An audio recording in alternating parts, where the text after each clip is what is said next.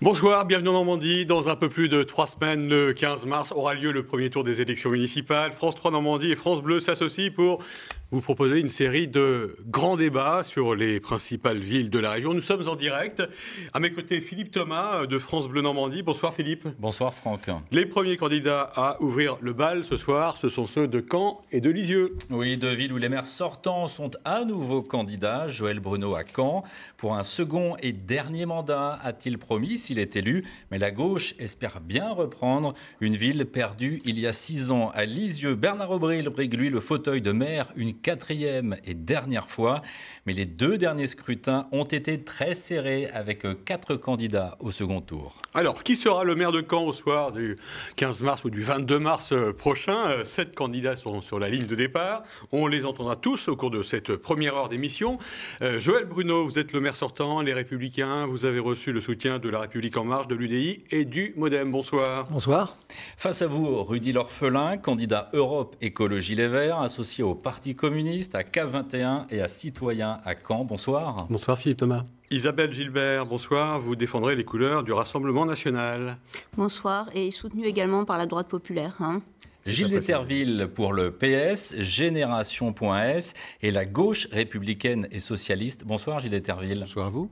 Et avec nous également Philippe Velten. Bonsoir, vous êtes soutenu par la France Insoumise. Et c'est une liste d'implication citoyenne soutenue par la France Insoumise. Voilà, c'est bien noté. Lors de ce débat, nous entendrons également le divers gauche Aurélien Guidy et Pierre Kassevitz, candidat lutte ouvrière. Et puis pour croquer cette émission, ce débat, il est à l'affût de vos déclarations, de vos échanges. Le dessinateur Chonu nous accompagne. Bonsoir Chonu. Bonsoir Franck, je suis prêt. Alors, ce débat sur Caen vous inspire quoi? Mais écoutez, Game of Thrones. Joël Bruno est dans son château et puis voilà, il va falloir faire chauffer l'huile bouillante. Quels sont les enjeux sur cette ville de Caen? Justement, on va en parler. Voici quelques éléments de réponse avec ce reportage de Jean-Yves Gélébar qui a rencontré Aurélie Lemaître de la rédaction de Ouest France à Caen. Bienvenue à Caen, la capitale du Calvados. Ils sont nombreux à briguer le siège de maire et à vouloir s'installer ici, dans l'abbaye aux Hommes, qui abrite l'hôtel de ville depuis 1961. La ville aux 100 clochers compte aujourd'hui un peu plus de 105 000 habitants. Elle est dirigée depuis 2014 par Joël Bruno, 56 ans, qui termine son premier mandat. Sans surprise, la thématique des transports s'est très vite invitée dans la campagne des municipales. Caen sort tout juste de 18 mois de travaux nécessaires pour construire et lancer le nouveau tramway. Un débat s'est tout de suite lancé sur le coût des transports, avec une proposition forte de la gauche sur la gratuité des transports en commun, quasiment de toute la gauche, même s'il y a des nuances entre les listes, certains pour les moins de 26 ans, d'autres pour tous les passagers. Et puis les projets d'aménagement de transport, que ce soit la future ligne Est-Ouest du tram, qu'il va falloir financer, mais qui fait partie des axes structurants à développer si on veut pouvoir désenclaver la ville de Caen et puis aussi irriguer un peu tous les quartiers. Avec un budget important mais contraint, le futur maire de Caen va devoir trouver les solutions pour stopper l'exode de sa population. La ville a perdu 9000 habitants en 20 ans. Outre les transports, la politique de l'habitat dans les quartiers plus populaires est au cœur des programmes des candidats. Les stratégies sont diverses, mais elles tournent toutes quand même autour de la thématique du logement, de l'attractivité, on a parlé des transports, mais de l'accessibilité. Et donc le logement a fait vraiment partie de cette question. Le logement pour tous, le logement centre-ville, mais le logement dans les quartiers aussi, comme ici au Chemin Vert, avec un grand programme à mener, nécessaire, urgent même peut-être, de rénovation des logements, rénovation thermique, rénovation phonique. Quand c'est 6000 logements vacants au dernier recensement, c'est énorme, c'est un logement sur 10 qui serait inhabité. Inhabité parce que ne répondant pas forcément aux besoins et aux attentes des habitants. Pour ne pas descendre au-dessous de la barre des 100 000 habitants, la ville de Caen doit rester attractive. Et cela passe également par un centre-ville attrayant et dynamique. Mais là aussi, rien n'est simple. La place de la République vient de subir 2 ans de travaux. Ce lieu stratégique a pris une place centrale au cœur de la campagne des municipales à Caen. Il cristallise à lui seul les divergences de vues des candidats sur la manière de réaménager le cœur de la ville.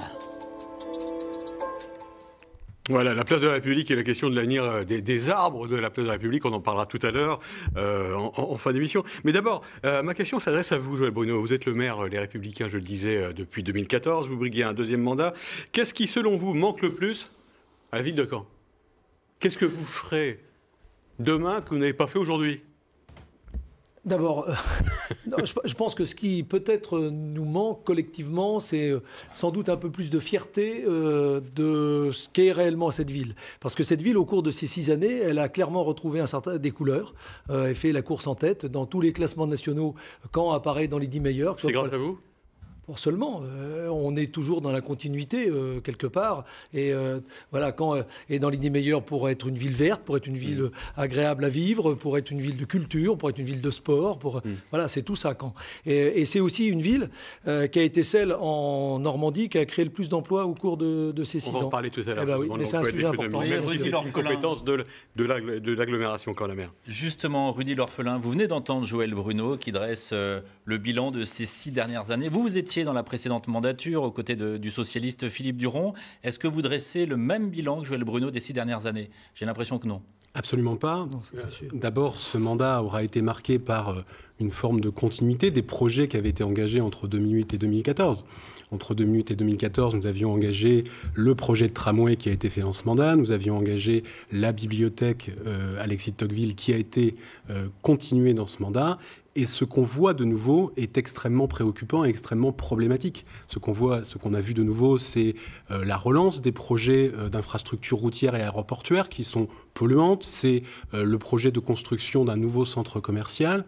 C'est la vacance des logements dont il a été question, avec 6 000 logements qui seraient vides aujourd'hui. Donc on est dans des problématiques qui sont extrêmement particulières et préoccupantes. Au 1er janvier 2014, la ville de Caen, quand même le souligner, il y avait la vacance de logements au 1er janvier 2014. On en reparlera tout à l'heure. C'était 5 447. En tout cas, il me semble que la ville de Caen doit prendre une nouvelle trajectoire.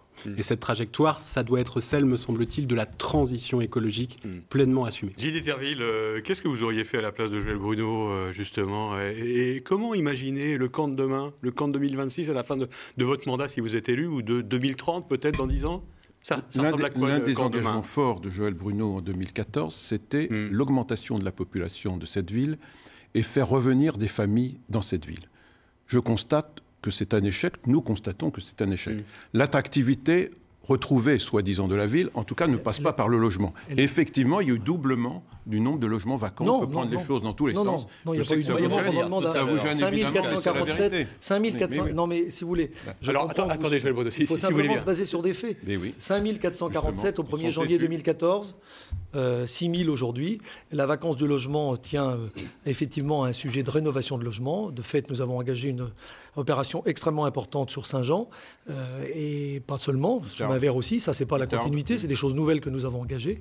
Et encore une fois, cette ville voilà, si vous l'aimez un tant soit peu, ne voyez pas que le point négatif. Attention, on précise simplement les règles de ce débat, c'est important. Le temps de parole, on est soumis à des règles d'équité, donc vous aurez à peu près, je dirais à quelques secondes, on l'espère, à la fin de ce débat, le même temps de parole. Peut-être à vous de veiller justement à calibrer vos interventions. Philippe. Justement, Isabelle Gilbert, Rassemblement national. Quel bilan vous tirez, vous aussi, de cette ville de Caen depuis 6 ans? Mais vous êtes arrivé depuis 2 ans seulement. Depuis 2 ans sur Caen, oui.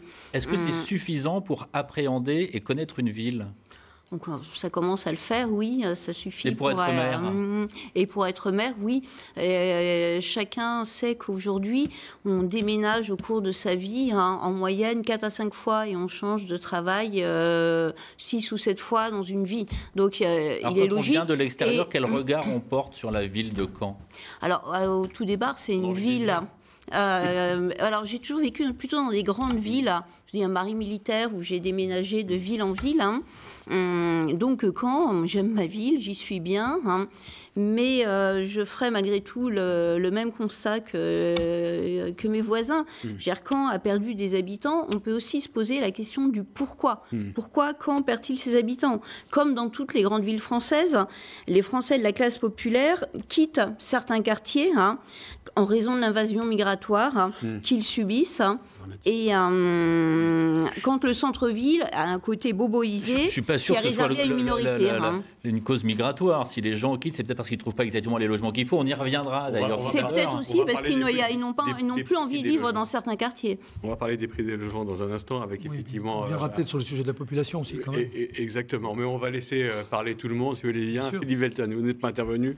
Même question qu'aux uns et aux autres. Comment vous imaginez Caen, là, dans les 10 ans qui viennent? Qu'est-ce que vous voulez en faire de cette ville en introduction? Surtout, ce que je voudrais dire, c'est que c'est en 6 ans, ce qui n'a pas changé, c'est l'éloignement de plus en plus important des citoyens envers la chose politique, le désintéressement, voire des fois la défiance, voire la colère. On prévoit encore beaucoup d'abstention pour cette élection, et ça, je pense que ce serait un sujet qui devrait inquiéter tous les candidats qui se présentent à cette élection. C'est pour cette raison que nous, on a choisi, je fais partie de la France Insoumise, mais pour ces élections, on a choisi de monter une liste d'implication citoyenne, donc c'est pas simplement une étiquette, c'est vraiment qu'on est allé chercher les gens des quartiers, et on leur proposait, vous vous sentez abandonné. Imaginez justement, à la tête d'une ville comme Caen, quelle serait, excusez-moi, votre première décision si vous deveniez maire? Avant de parler des décisions, on voudrait... si, c'est quand même emblématique. Mettre en avant le projet, la démarche, parce qu'on pense qu'il y a beaucoup plus de gens de plus en plus de gens qui ne vont pas voter, ne sont pas inscrits sur les listes électorales. Ça, c'est dangereux pour la démocratie. C'est pas propre à Caen, mais c'est vrai dans toutes les villes. Et on pense que ça veut pas dire que les gens ne s'intéressent plus à la politique. Vous n'avez pas répondu à ma question. Ils ne se retrouvent... oui, je vous réponds. Voilà. Donc nous, on a monté une liste. Sur notre liste, sur 55 candidats, on a 47 personnes non encartées. Mais qui veulent faire entendre leur voix et qui ont toute leur place dans un conseil municipal. Et Philippe, on va écouter d'autres candidats, justement. Oui, justement. Quand a-t-elle changé en l'espace de 6 ans? C'est la question qu'on vous posait. La ville a-t-elle une meilleure image? Est-elle plus attractive? On va écouter les avis de 2 autres candidats en course dans ces municipales à Caen, Aurélien Guidy et Pierre Kassovitz. Il y a eu du changement, il y a eu quelques améliorations. Notamment un effort qui a été fait sur la place du vélo en fin de mandat de Joël Bruno. Bien sûr, il y a eu la réalisation du tramway, qui n'a pas été sans désagrément pour les habitants. Il y a eu un gros problème d'accessibilité au centre-ville avec les travaux, ce qui a fragilisé les commerçants notamment. Et puis le changement aussi, c'est cette politique de privatisation de l'espace public avec la vente de la place de la République à un promoteur, ou encore aussi l'ancien tribunal. Voilà. Eh bien, des dernières années que nous avons vécues, je retiens surtout les 2 dernières, et la colère sociale qui s'est invitée dans les rues, qu'on a voulu d'ailleurs faire taire, exclure du centre-ville, comme on l'exclut à peu près de tous les débats publics. Et cette colère, elle est venue avec les Gilets jaunes, et puis cette année avec les manifestations du mouvement contre la réforme des retraites.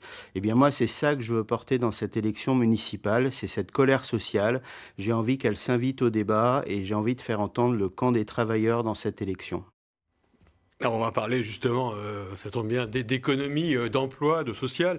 L'économie, c'est une compétence, on le dit au début de l'émission, de la communauté d'agglomération. Caen la Mer, 47 communes. Urbaine maintenant. Urbaine, oui. 262 000 habitants. Il y a quelques jours, les 40 employés de la menuiserie, vous avez suivi certainement ça, de la menuiserie Assibois à Mouan, 90 ans d'existence.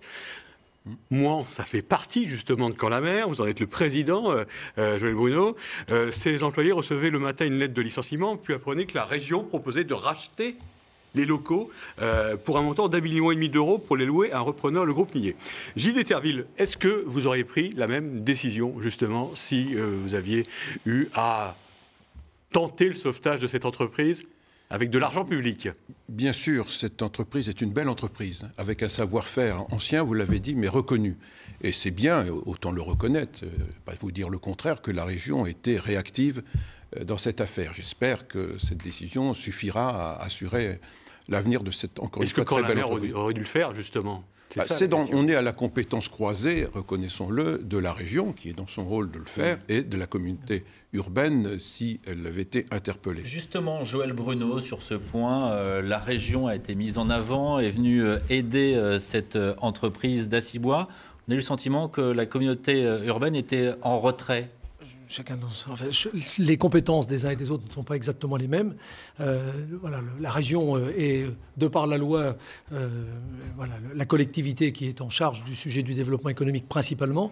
En revanche, la communauté urbaine a d'abord travaillé sur ce dossier depuis d'ailleurs plusieurs mois aux côtés de la région. Et encore une fois, je remercie la région de la décision qu'a prise Hervé Morin. D'une façon générale, on travaille main dans la main pour créer ici, sur le territoire de Caen-la-Mer, des conditions favorables au développement économique et à la création d'emplois. Et les résultats qui ont été les nôtres, quelque part, prouvent que nous allons dans la bonne direction. Alors, est-ce qu'on va dans la bonne direction? Effectivement, c'est une question. Quand on regarde le taux de chômage sur la ville de Caen, il est de 8,1%, alors que d'autres territoires dans la région s'en sortent mieux, que ce soit Saint-Lô, Cherbourg. On est. Alors, attends. Les comparaisons doivent être faites entre les villes de même importance. Si vous voulez si vous comparez par rapport à quelle ville alors? Si je compare par rapport à Rouen ou Le Havre, on a un taux de chômage inférieur. Et d'une façon générale, la création d'emplois est meilleure sur la partie ouest de la région que sur la partie est. Il n'en demeure pas moins que sur le. Là aussi, c'est un fait. Il y a eu sur l'ensemble de la Normandie 18 000 emplois nouveaux créés entre juin 2014 et 2019. Et sur ces 18 000, il y en a 5 500 qui ont été créés sur Caen-la-Mer. C'est d'abord le travail des entreprises, c'est pas celui des élus, très clairement. Et c'est la diversité de ces entreprises, leur compétitivité et leur... Voilà. Le temps de parole, encore une fois, on est dans un souci d'équité entre les candidats. Le taux de chômage sur une ville, une simple ville, intramuros, si je puis dire, n'a pas beaucoup de sens. Ce qui est le vrai repère, c'est le bassin d'emploi. Le bassin d'emploi, c'est d'ailleurs au-delà, d'une certaine façon, de la communauté urbaine.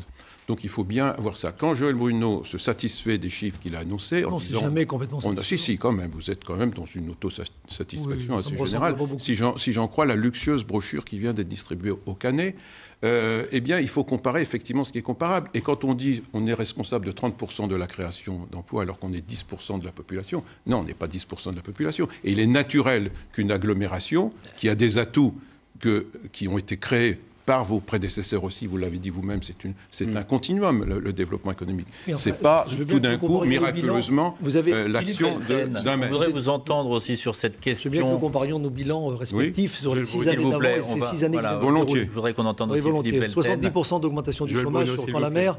Dans une période économique très différente d'aujourd'hui. C'est vrai, mais s'il vous plaît, messieurs, la France Insoumise, vous êtes soutenu par la France Insoumise, je vais reprendre la parole. On voudrait vous entendre sur ce sujet. Avant de vous répondre, je voudrais quand même revenir sur l'intervention de M. Kassevitz, lutte ouvrière, qui parlait de la colère des gens dans la rue, qui sont très inquiets pour la réforme des retraites que le gouvernement de Macron est en train d'essayer de faire passer en force à l'Assemblée nationale. Vous voulez dire que de notre part, nous sommes résolument contre cette réforme, et de manière générale contre la politique macroniste. Donc nous soutenons les grévistes, nous soutenons les manifestants. Le message est passé, mais ce n'était pas la question. Voilà. Je pense que vous n'en avez pas la compétence du maire. Et je voudrais juste finir là-dessus. Il y a, pour un peu clarifier l'offre politique à Caen, on ne peut pas la séparer complètement des questions nationales très graves qui ont lieu en ce moment. Et donc je pense que les citoyens de Caen aimeraient éventuellement avoir le positionnement des autres candidats à Caen, notamment ceux qui accueillent des macronistes sur leur liste. Donc je pense d'abord à M. Bruno, mais dans une moindre mesure... On a compris ça, mais c'est pas la question. Gilbert, simplement, je peux répondre.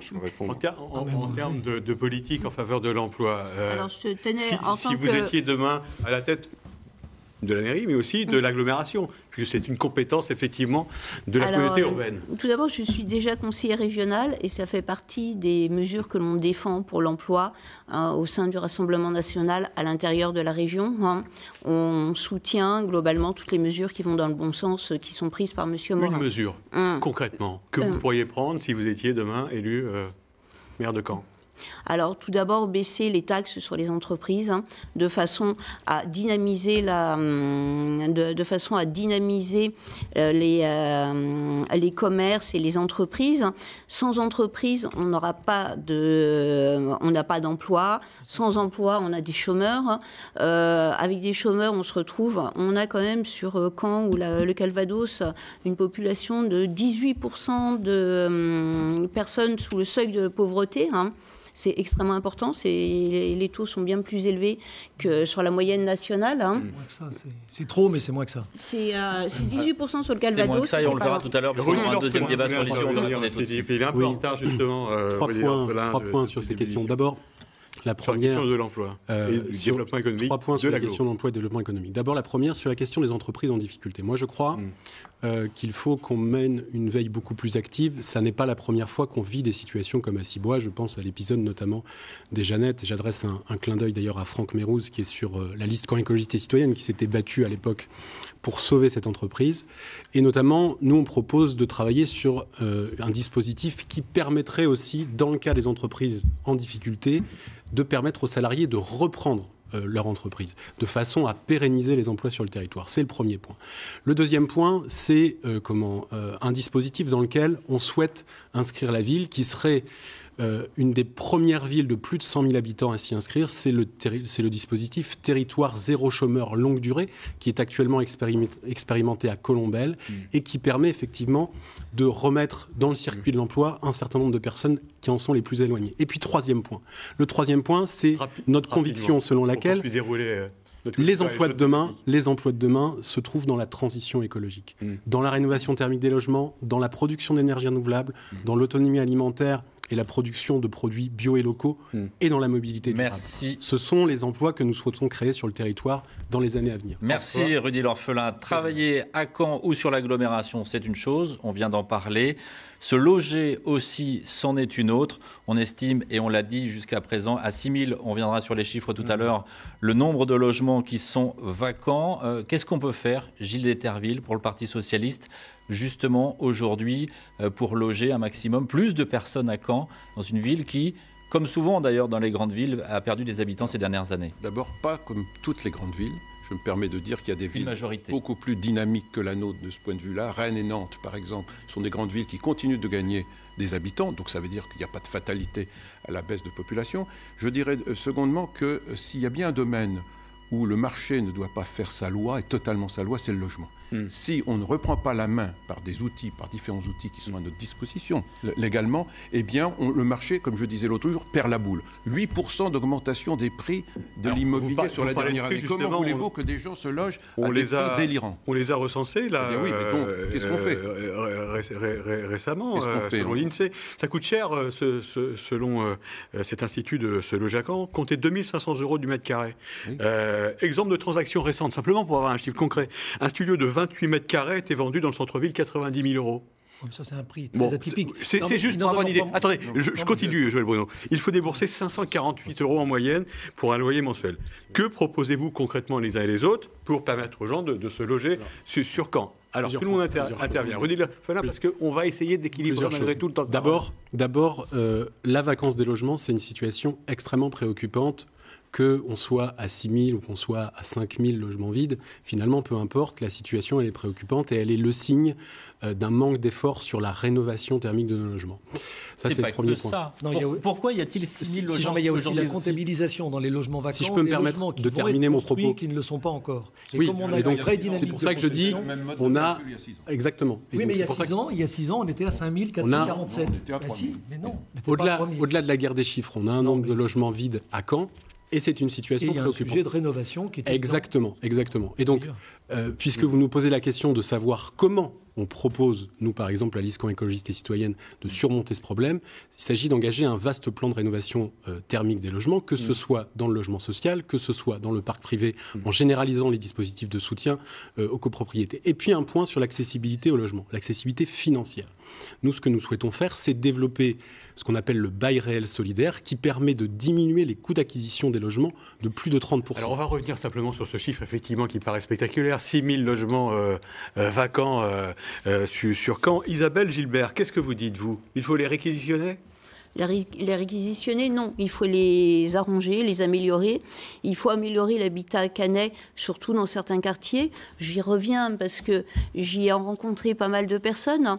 On a quand même aujourd'hui encore à Caen des HLM qui sont à un 4e étage et demi où il n'y a pas d'ascenseur. Imaginez des mères de famille avec 2-3 enfants qui remontent leurs courses. C'est dans le centre-ville de la reconstruction également. C'est un sujet, bien sûr. C'est aussi un problème. Les transports fonctionnent, mais les logements, et un problème aussi de temps d'attente également pour l'attribution des HLM.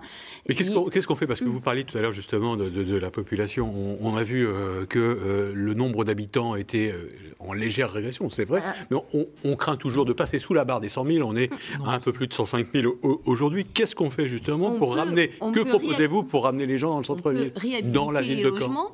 Et on peut les rendre plus sécurisés aussi. On retrouve un manque de police municipale qui puisse tourner, un manque de caméras de surveillance. Là, on n'est plus dans les logements. On est dans les logements. On a envie d'habiter à un endroit. On n'est plus dans le privé. On a envie d'habiter à un endroit quand on peut y rentrer et en sortir facilement. Vous êtes soutenu par la France Insoumise. Ces logements, justement, on vous en parle dans les quartiers, pas seulement. Qu'est-ce qu'on vous dit? Ils sont trop grands, ils sont trop petits, ils sont vétus, ce sont des passoires thermiques. Parole pour nos positions par rapport au soutien à l'emploi de tout à l'heure sur l'entreprise. On vous a donné la parole, vous êtes parti sur les retraites. Oui, non, mais j'utilise mon temps de parole à ma guise.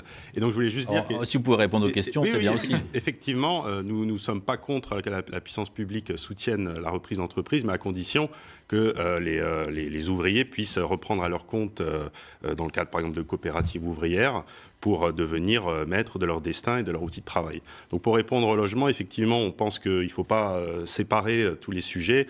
Les gens viennent à Caen, ce n'est pas uniquement le nombre de logements vacants, 6 000, 5 500, enfin bon, ce n'est pas le problème, c'est la qualité de vie générale. Et effectivement, nous, on a plein de gens sur notre liste qui viennent des quartiers, le Chemin Vert, la Folie Coudre-Chef, etc. Et le constat est assez alarmant entre la différence de traitement entre les beaux quartiers et le centre-ville et les quartiers populaires. Il suffit d'aller le voir. Il y a effectivement des problèmes de rénovation thermique. Donc les gens utilisent des chauffages électriques gourmands en énergie, pas du tout efficaces. On a des normes, des fils électriques pas aux normes dans les couloirs, des ascenseurs qui ne marchent pas dans des immeubles où il y a des personnes âgées souvent qui sont malades et qui peuvent pas se déplacer. Donc c'est clairement là la priorité. Alors on va continuer à dérouler si vous voulez bien cette émission. Allez-y, rapidement. Qui est aussi très mal adapté aux handicapés. Des ascenseurs dans lesquels les fauteuils roulants ne peuvent pas rentrer. C'est totalement anormal. Alors, après travailler à Caen, qu'on a évoqué, l'économie cannaise, se loger à Caen, comment se déplacer à Caen? En voiture, en tramway ou même à vélo, à trottinette, pourquoi pas? Quelle politique en matière de transport? On va en parler. Petit tour de table, tiens, rapide, en un mot. Vous vous déplacez comment, vous, à Caen? Joël Bruno? Souvent à pied ou alors quand je suis dans mes fonctions municipales avec la Zoé. C'est ce qui coûte le moins cher à pied. Donc une voiture électrique. À l'agglomération. Gilles, ou de temps en temps en tramway. Moi, je suis un très ancien utilisateur des transports en commun. C'est mon principal outil de déplacement, avec la marche à pied bien entendu.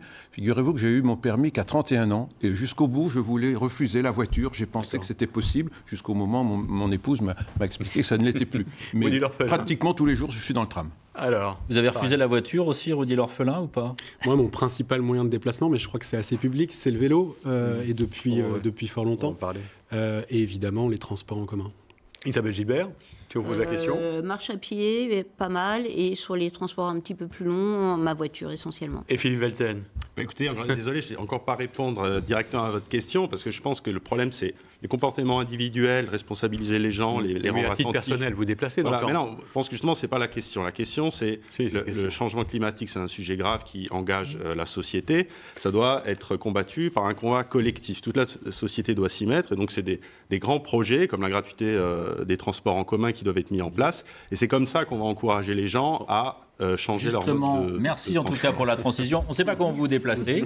On ne le saura pas ce soir. On vous posera peut-être la question un autre jour. En tout cas, parlons justement du tram des transports en commun. En juillet dernier, a été mis en service après 18 mois de travaux le tramway sur fer de Caen, en remplacement de l'ancien tram sur pneus qui avait multiplié les péripéties, on peut le dire. Plus de 260 millions d'euros de factures et environ 40 000 passagers transportés au quotidien. Est-ce qu'il faut rendre les transports gratuits? C'est l'un des grands thèmes de cette campagne et c'est ce thème que vous portez, Gilles Deterville, dans votre campagne. Oui, c'est un élément fort de notre campagne. Pourquoi ? Parce que ça se transcende beaucoup de sujets. Il y a un sujet social, évidemment, c'est plus de pouvoir d'achat pour les Canets. À titre d'exemple, un couple avec 2 enfants et qui est abonné, c'est 1 300 € d'économie par an. C'est presque un 13e mois pour les petits salaires. Pour des raisons environnementales évidentes aussi, tout ce qui contribue à faire que l'usager abandonne sa voiture, en tout cas en partie, c'est bon pour la qualité de l'air, donc pour la planète, et pour une raison, je dirais, sociétale. Ça relie mieux les quartiers et ça permet plus de déplacements. Et j'ajoute un dernier point auquel... Est-ce qu'on a les moyens, en fait? Oui, on en a les moyens. D'abord, c'est pas totalement... D'abord, c'est pas une mesure totalement révolutionnaire, puisque vous le savez, d'ores et déjà, une trentaine de villes qui l'ont fait en France. Mais pas une ville de la taille de Caen. Dunkerque est une agglomération un peu plus petite que Caen, mais pas beaucoup plus petite que Caen. Et en Europe, parce qu'on peut regarder au-delà des frontières, c'est pas interdit. Une capitale européenne comme Tallinn, 450 000 habitants, le fait. Donc c'est possible. Le Luxembourg aussi. Et le Luxembourg qui vient de le proposer, et pour les transports urbains, et pour les trains. Joël Bruno, justement, votre réponse par rapport à ça. Est-ce qu'on peut rendre les transports en commun, le tram, les bus, gratuits sur Caen, demain ? Bon, d'abord, est-ce que la gratuité est la mesure la plus sociale qui soit? Je ne sais pas s'il faut faire la même gratuité pour quelqu'un qui a les moyens et quelqu'un qui les a moins. Je préfère un service public. Je préfère de loin l'éducation est gratuite. Des tarifs qui sont. Il s'agit d'un service quotidien, ça n'a rien à voir avec l'éducation. Si. Donc déjà premier point. Deuxième chose, simplement, je remarque qu'aucun maire socialiste de France, cher Gilles, ne fait la même proposition que vous.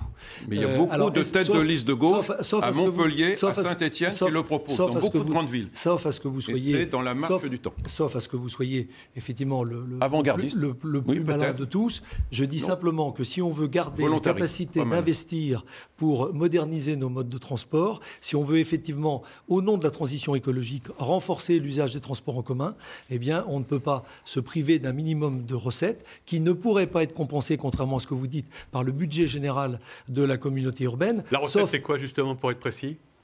Un peu plus de 12 millions, mais si vous mettez la gratuité, on sait que ça coûte plus que 12 millions. Angers a fait une étude très poussée où on est à plus de 12 millions d'euros par an et on est sur des chiffres comparables avec Caen. Je dis simplement qu'il faudrait enlever acquis aux pompiers, c'est le premier budget de la communauté urbaine, il faudrait enlever au conservatoire, voilà, on n'a pas 12 millions de mous dans notre budget de fonctionnement annuel. Rudy l'orphelin, Gilles Deterville, s'il vous plaît. Non, ça s'appelle se condamner. Ça s'appelle la question Rudy l'orphelin aussi. Réellement est-ce que les villes qui l'ont fait ont baissé la fréquentation de la voiture ? Entre 10 et 15% des automobilistes ont renoncé à leur voiture pratiquement au quotidien. On ne vous mettra pas d'accord. Rudy l'orphelin, on vous a un peu coupé l'herbe sous le pied, Gilles Deterville, si l'on peut dire, si on peut utiliser ce terme. Je ne crois pas. Vous dites, en tout cas, pas de gratuité. En fait, notre objectif, c'est d'améliorer la qualité du service de transport. Parce qu'aujourd'hui, on le voit, l'offre de transport en commun, elle est à peu près équivalente à celle qu'elle était dans les années 2000. Puisqu'on vient de refaire le tramway, mais globalement sur un tracé équivalent à celui qui existait. Et donc, ce que l'on souhaite faire dans le mandat 2020-2026, c'est réengager des investissements pour à la fois améliorer le réseau de bus, qui sera sur des voies réservées, prioritaires, avec des fréquences augmentées et des horaires garantis, et puis relancer le projet de tramway et l'axe Est-Ouest, qui permettra de desservir notamment le quartier du Chemin Vert. Malheureusement, projet qui a été abandonné en début de ce mandat. Et puis, si je peux me permettre, ça n'interdit pas des gratuités partielles. Nous, on pense par exemple que tout ça est compatible avec la gratuité des transports pour les moins de 26 ans et une gratuité garantie pour les plus modestes. Mais si on veut faire face, comme le disait Philippe Velten à l'instant, à la question du changement climatique et des désordres écologiques, on a besoin d'un système de transport qui soit véritablement de qualité et qui permette de diminuer progressivement. Et donc ça coûte un peu d'argent, c'est ce que vous nous dites finalement. Et ce sont des investissements qu'il faudra engager. Et je vous rappelle au passage justement qu'on a un temps de parole à respecter, Joël Bruno. Bruno. Désolé, mais il y a un point important parce qu'il faut parler projet. Effectivement, il faut moderniser la ligne Est-Ouest, pas seulement chemin vert, c'est important, mais de fait aussi en pensant aux communes voisines. Et à Mondeville. Ville-sur-Odon, Mondeville, Colombelles. Et puis il faut aussi, je pense, aller beaucoup plus, très vite, c'est mon projet, remplacer les bus diesel par des bus non polluants à biogaz, parce que effectivement, il faut aussi que la puissance publique montre l'exemple. Isabelle Gilbert, justement, Rassemblement National, qu'est-ce qu'on fait, vous, maire, demain? Est-ce que les transports sont gratuits? Non, les transports ne seront pas gratuits. De toute façon, ils ne seraient pas gratuits, parce qu'il y a forcément quelqu'un qui paye. Donc c'est forcément l'impôt des Canets ou de la communauté de communes. C'est pas gratuit pour tout le monde. La gratuité n'existe pas. Comme le service public, comme l'éducation, la défense, la sécurité. C'est un progrès de société, ça s'appelle un service public. Et à propos des bus, par l'impôt et pas par l'usager. À propos des bus, nous proposerions des bus à hydrogène et une station à hydrogène qui est une des seules énergies. Merci.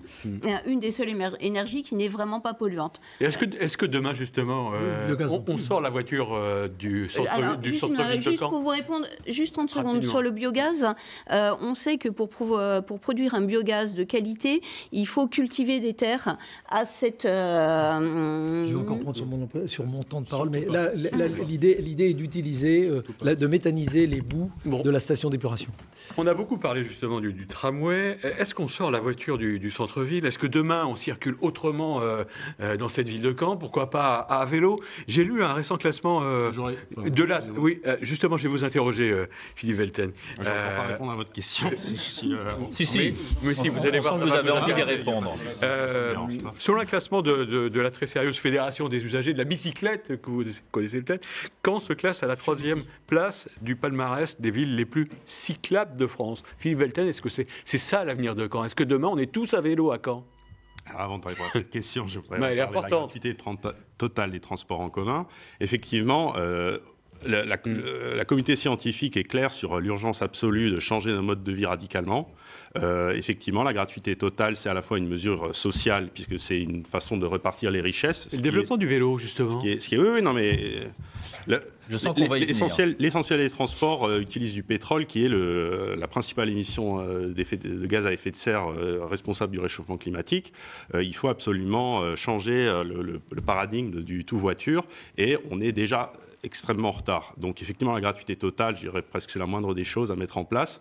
Effectivement, il faut en parallèle garantir une qualité du service maintenue, voire développée. À partir du moment où c'est repassé dans le giron du public, ça donne un signal fort que c'est une priorité absolue pour la société. Vous ne répondez pas forcément à nos questions, c'est une problématique. La ville question sur la ville de Caen. Le vélo est un mode de transport idéal quand il est... Je ne sais pas, mais toujours est-il qu'il y a 650 vélos aujourd'hui, dont 150 en libre service et 500 allocations au service Véolib. Donc c'est une politique qui a été mise en place depuis 2008, je crois. Rudy Lorphelin. Une politique qu'on a lancée en 2008, évidemment, sur la question de la relance des aménagements cyclables, parce que la ville de Caen était extrêmement peu dotée à l'époque.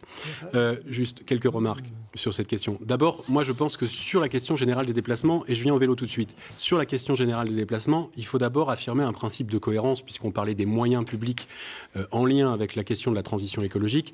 Principe de cohérence, nous renoncerons à l'ensemble des investissements engagés dans les routes et notamment et aéroportuaires, notamment l'allongement de la piste de l'aéroport, parce que c'est coûteux et en plus c'est polluant. Sur la question du vélo, oui, il faut développer le vélo et oui, il faut faire en sorte qu'il devienne un mode de déplacement à part entière qui vienne faire concurrence à la voiture. Pour cela, justement, un mode de déplacement de vélo à part entière. Nous, on propose pour cela toute la de développer un réseau. Possible. Bien sûr que non. On va imaginez de 70 ans sur un vélo. Bien sûr que non. Mais on vient de parler des transports en commun. On pourrait aussi parler de l'autopartage. En fait, c'est une palette qu'il faut mettre en place qui allie transport public. Merci Rudy Lorphelin. On va enchaîner. Et autre mode bien noté car le temps passe vite. D'utilisation de la voiture. Comment vivre à Caen, travailler, se loger, se déplacer? On va écouter d'autres candidats en lice pour ces municipales. Je vous propose d'écouter les propositions d'Aurélien Guidi pour la liste Caen en commun et Pierre Kassevitz pour Lutte ouvrière. La ville de Caen, c'est une ville qui a un fort potentiel, mais qui doit répondre à un défi. C'est celui de regagner des habitants qui sont perdus à la faveur de sa périphérie. Et le problème, c'est que ça contribue à l'étalement urbain et donc à l'artificialisation des sols. Nous, ce qu'on souhaite, c'est améliorer le cadre de vie, créer de nouveaux services. Ça passe par la gratuité des transports, pour permettre à chacun de se déplacer librement sur le territoire de Caen-la-Mer. Pour nous, c'est une mesure d'égalité. Ça passe aussi par un effort sur le logement, avec une aide à la réhabilitation du logement, à l'isolation pour les particuliers, mais aussi la réquisition des logements, des locaux disponibles. La ville de Caen compte 6000 logements disponibles. Et puis sinon, ça passe par une végétalisation aussi de la ville pour apporter un meilleur cadre de vie. Eh bien moi, je veux mettre en avant l'intérêt des travailleurs en tout et pour tout, et notamment en termes d'emploi. Je pense que les licenciements, il faut les interdire, il faut partager l'emploi entre tous, et même si ce n'est pas du ressort d'une municipalité, c'est tout à fait à propos dans le débat municipal. On a des tapis rouges qui sont déroulés pour les gens les plus riches. Retirer la possibilité à ces gens-là de licencier, comme ils sont en train de faire à Carrefour, comme ils ont fait toutes ces dernières années, ce serait défendre les travailleurs et défendre finalement leurs conditions de vie. Alors, chaque maire a envie de laisser une trace de son parcours. C'est ce qu'on appelle les fameux grands projets qui rentrent parfois dans l'histoire de la ville, de Caen ou d'une autre. Faut-il un nouveau palais des sports, par exemple, on pourra en parler, ou encore construire un centre commercial? Je ne sais pas si c'est le long terme, peut-être que vous ne serez pas d'accord. Joël Bruno. On parle de halle commerciale, mais pour qui on parle? Et il y a un problème de définition, il y a débat, vous allez en parler. Et un cinéma d'arrêt essai sur la place de la République. Gilles d'Eterville, vous avez un peu de retard. Qu'est-ce qu'on fait de cette place de la République demain? Est-ce qu'on garde les arbres ou pas? Il y a une polémique aussi sur les tilleuls qu'on déplace, qu'on coupe. La place de la République, venons-en, ça a été le sujet polémique majeur de ce mandat qui se termine. Pourquoi? Parce que le maire sortant n'a pas tenu ses engagements vis-à-vis de ses promesses de 2014. Il nous avait parlé d'un marché couvert. Les deux listes principales au deuxième tour étaient d'ailleurs pour un marché couvert, quand on en a connu un jusqu'à les années 50. Sauf que très vite, il nous a dit « je ne vais pas mettre 1 euro d'argent public dans cette affaire ». Donc il s'est lié les mains à un groupe privé qui lui a dit « Monsieur le maire, je vais vous la faire, c'est devenu une halle gourmande, sémantiquement ça a changé, mais peu importe. Mais autour, je vais vous... Évidemment, ce ne sont pas des philanthropes. » C'est une halle commerciale, une halle gourmande, on se dit que c'est du ressort du privé. Non, c'est parce pas du ressort du public. La halle gourmande ne sera que 8% des surfaces de j'ose dire, ce machin qui est placé où est une atteinte à l'environnement, les arbres, et une atteinte au patrimoine, puisque nous avons 4 bâtiments classés monuments historiques autour. Donc il faut arrêter les frais d'urgence, laisser les arbres tranquilles. Ce sont des arbres qui ont 60 ans. On dit on va les replanter. Enfin, un arbre qu'on plante n'a pas la vigueur d'un arbre de 60 ans. Et nous, à minima... Ce ne sont pas des arbres exceptionnels. Mais, exceptionnels ou pas, c'est toujours une mauvaise affaire que de couper des arbres. Est-ce que techniquement ou pas, c'est une question qui se pose, on peut déplanter ces tilleuls? C'est souvent pas réussi. Est-ce que c'est viable? Est-ce que c'est possible de les exporter à l'extérieur justement du centre-ville? Oui, c'est possible. Mais sur ce projet qui a effectivement fait polémique, mon obsession, c'est faire en sorte que le centre-ville de Caen se remuscle au détriment de la périphérie. Et qu'on arrête que les gens soient obligés de prendre leur voiture, en particulier, pour aller faire une partie de leurs courses à l'extérieur. Le centre-ville de Caen a vocation à accueillir toutes les fonctions qu'il a peu à peu perdues, et en particulier le commerce. Et je voudrais simplement qu'au-delà de les polémiques, que chacun réfléchisse à la chose suivante. Que serait aujourd'hui le centre-ville de Caen?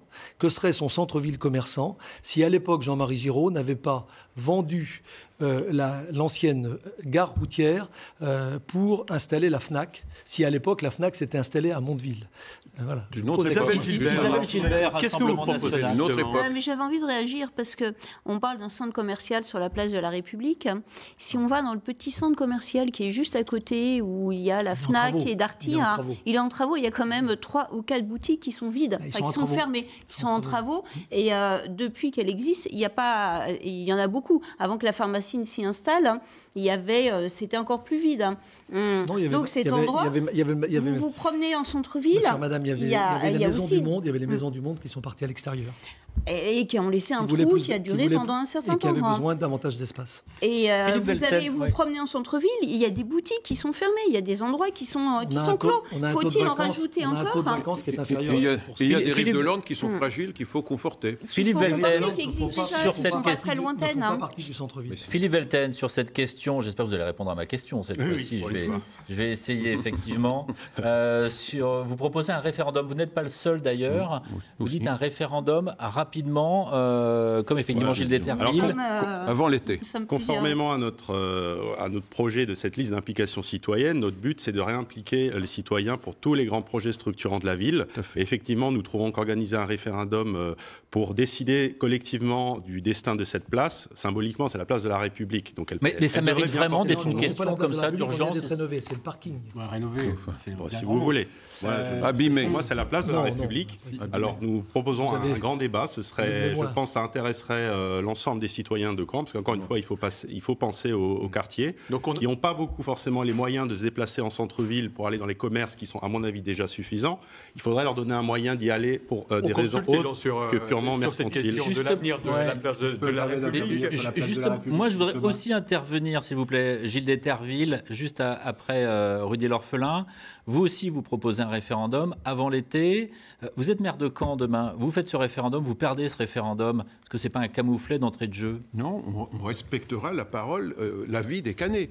Moi, j'ai tout lieu de penser qu'ils refuseront. Enfin, on parle aux Canets depuis des années de ce problème. Non seulement les Canets s'y opposent, mais encore récemment, nous avons fait, comme on dit, du porte-à-porte chez beaucoup de commerçants du centre-ville.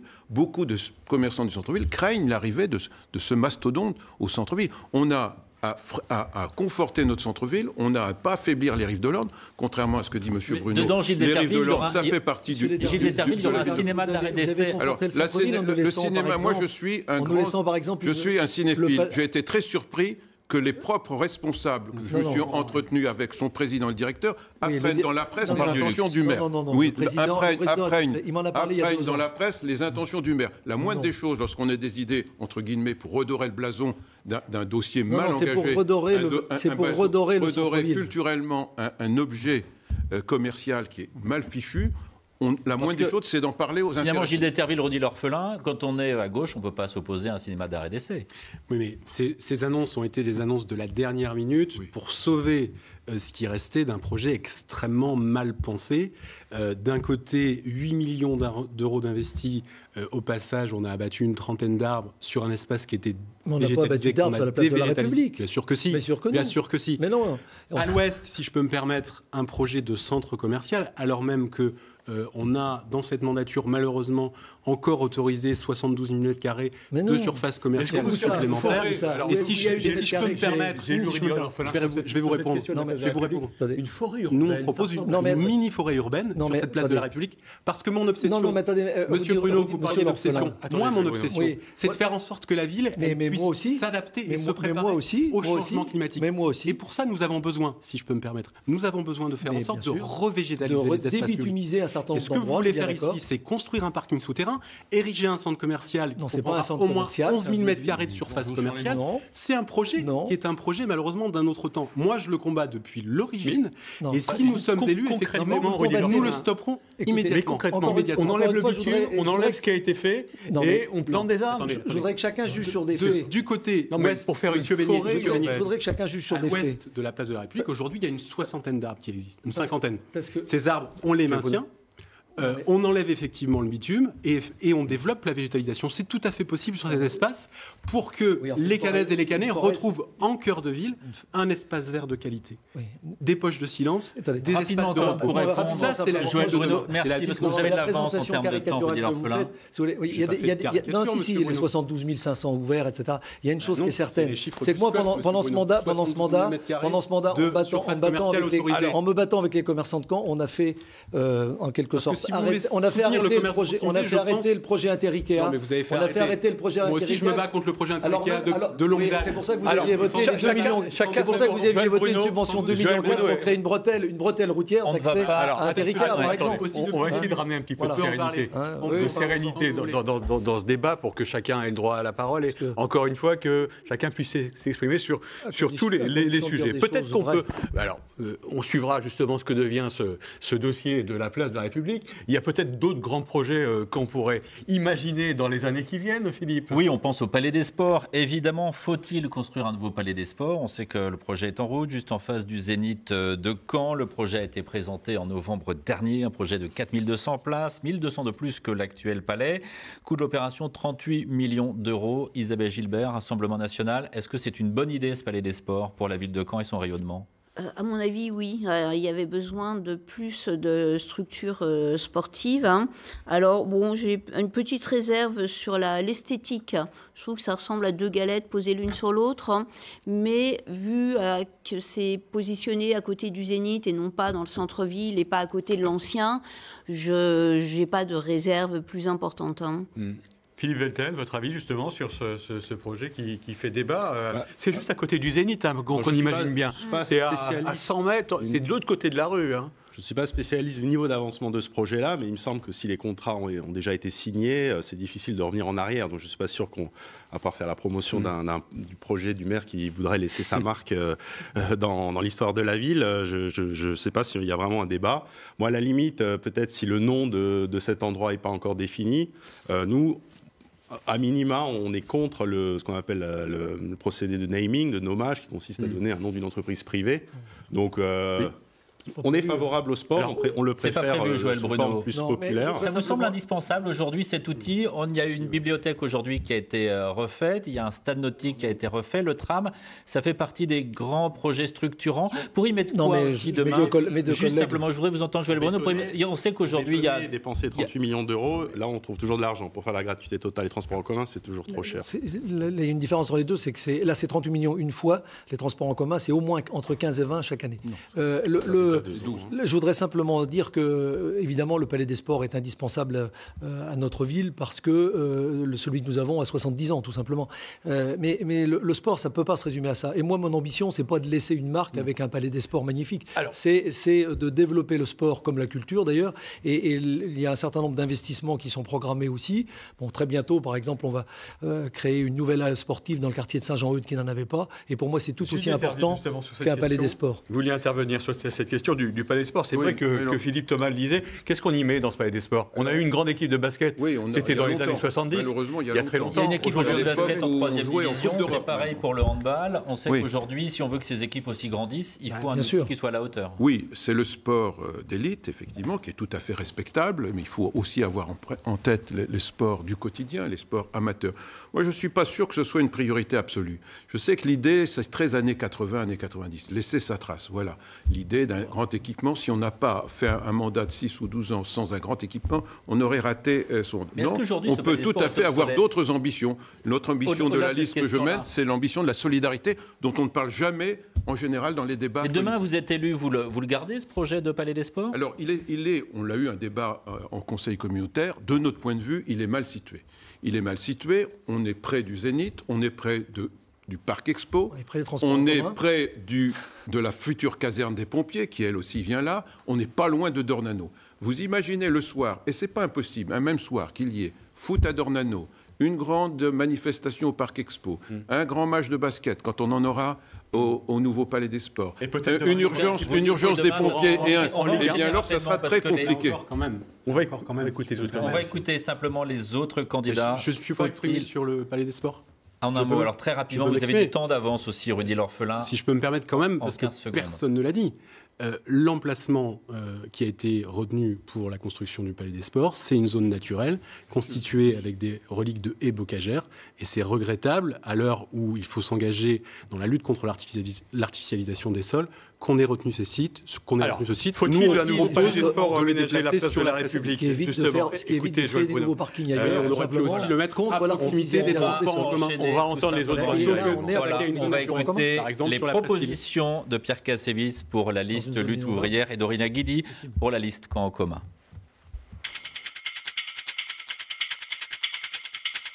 Nous sommes opposés aux grands projets inutiles comme celui de la place de la République. Il faut quand même dire ce que c'est. Il s'agit d'un centre commercial qui sera construit à l'emplacement même de l'ancien hôtel de ville qui a été détruit en 1944. Pour nous, la place de la République, ça doit être vraiment une place centrale, une place de vie. Donc sur la place de la République, on souhaite végétaliser la place, conserver son caractère vraiment public, y mettre un kiosque pour y faire de la musique, pour du théâtre, pour de l'expression libre, mais voilà, vraiment que ça soit un lieu de vie. Et ce modèle pour la place de la République, on veut le faire aussi pour d'autres places, dans les quartiers notamment. Alors, un autre projet inutile, vous auriez pu citer aussi l'allongement de la piste de l'aéroport de Carpiquet, et nous sommes opposés à ce prolongement. Bien, écoutez, il y a plein d'aménagements qui ont eu lieu, qui sont d'ailleurs pas que à associer à une mandature. Là, je pense à la bibliothèque de Tocqueville, je pense à d'autres chantiers. Moi, je critique pas tout, simplement je remarque qu'à chaque fois, pour laisser leur marque, les différents maires font des grands chantiers qui enrichissent les promoteurs d'ici et d'ailleurs, des grosses entreprises ou même des entreprises locales mais riches. Et moi, je crois que l'argent de la municipalité devrait aller en priorité aux emplois, devrait être au service des travailleurs. Moi, je crois que la ville, elle devrait embaucher directement des gens pour rénover, pour être au service des besoins des habitants des quartiers populaires. Et voilà, on arrive pratiquement à la fin de cette émission, de ce débat, de ce premier débat, parce que tout à l'heure, on accueillera les candidats d'une autre ville du Calvados, en l'occurrence Lisieux. Vous avez 30 secondes simplement pour nous dire, en conclusion, quel maire vous serez demain si vous êtes élu. On va commencer par Philippe Velten, justement. Alors vous aurez compris que nous, on préfère le collectif à la personnalisation de la politique. Donc de fait, nous ambitionnons de changer la gouvernance de la mairie en mettant en place notamment le référendum d'initiative citoyen, mais aussi que le conseil municipal soit à l'initiative d'organiser des votes citoyens sur tous les grands projets structurants.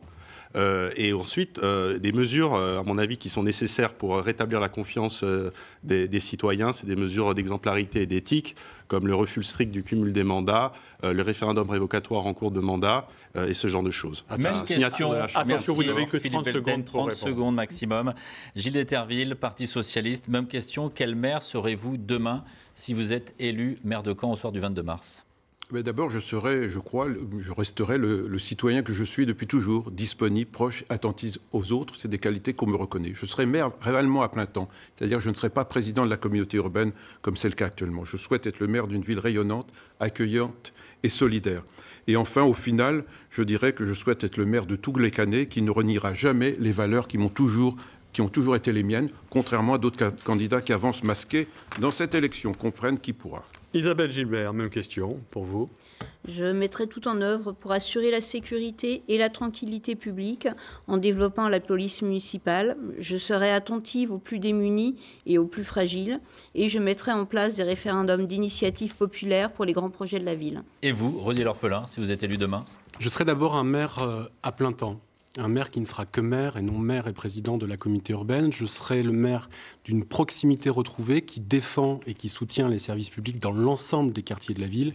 Et je veux être un maire qui prépare et qui protège, qui prépare la ville et adapte la ville au changement climatique et au désordre écologique et qui accompagne et protège les habitants pour vivre mieux, pour vivre autrement.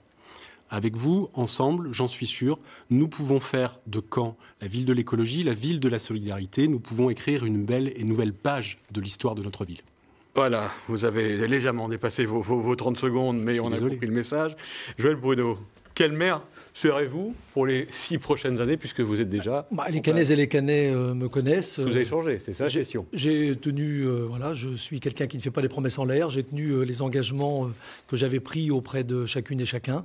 J'ai été maire à temps plein, disponible et ouvert. J'ai tenu également cette baisse des impôts. J'ai, et de la même façon, je le disais tout à l'heure, mis tout en œuvre pour retrouver le chemin de l'emploi. Et de fait... l'objectif de l'équipe qui m'entoure, c'est faire de Caen effectivement une ville exemplaire qui sache associer un haut niveau de qualité de vie et une dynamique de développement. Très bien, merci. Quel maire Bruno serez-vous justement pour les 6 ans qui viennent? Question posée également à Aurélien Guidi et Pierre Kassovitz. L'idée qu'on a, c'est de partager le pouvoir qui nous sera confié. Il ne s'agit pas pendant 6 ans de de gouverner la ville sans demander l'avis des habitants. On souhaite vraiment recréer un lien fort entre les habitants et les élus. Ça passe notamment par une réforme du fonctionnement des conseils de quartier. On souhaite leur accorder plus de place, une plus grande importance, avec un budget spécifique alloué pour que les citoyens puissent décider eux-mêmes de ce qu'ils veulent faire. Et on souhaite aussi créer un conseil de la vie communale pour vraiment qu'il y ait une horizontalité dans les prises de décision et qu'il y ait tout le temps des allers-retours qui se fassent entre les élus et les citoyens. Si j'étais élu maire de Caen, j'associerais les travailleurs à toutes les décisions. Je discuterais tout le budget municipal, tous les choix de la mairie collectivement dans les quartiers populaires et je serais aux côtés des travailleurs qui se battent. Les travailleurs, s'ils m'élisaient, auraient des alliés dans la municipalité. Moi, je pense que la mairie, elle doit peser de tout son poids, y compris d'ailleurs sur le débat sur les retraites. Elle doit prendre parti et même si la préfecture lui dit que c'est pas son rôle, eh ben, le maire, il doit quand même prendre parti sur ce débat. Voilà, Chelu, lui, n'est pas candidat au municipal sur Caen, mais il a peut-être son avis et des idées à vous proposer. Et en termes de conclusion, justement, Cher Franck, le dessin de la fin. Je vous propose un dessin de transition. Transition politique entre Caen et Lisieux, regardez. Donc voilà, 2 sortants qui ne veulent pas sortir. Ça va être compliqué de les faire sortir. Hein. On va accueillir dans quelques instants justement les candidats pour cette municipale à Lisieux. Merci tous les 5 et merci également à Aurélien Guidi et à Pierre Kassevitz qu'on a entendu durant cette émission. C'était important. Je le disais, on va s'intéresser maintenant à Lisieux et on verra quels seront les résultats le 15 mars prochain. Rendez-vous dans 3 semaines maintenant. Merci.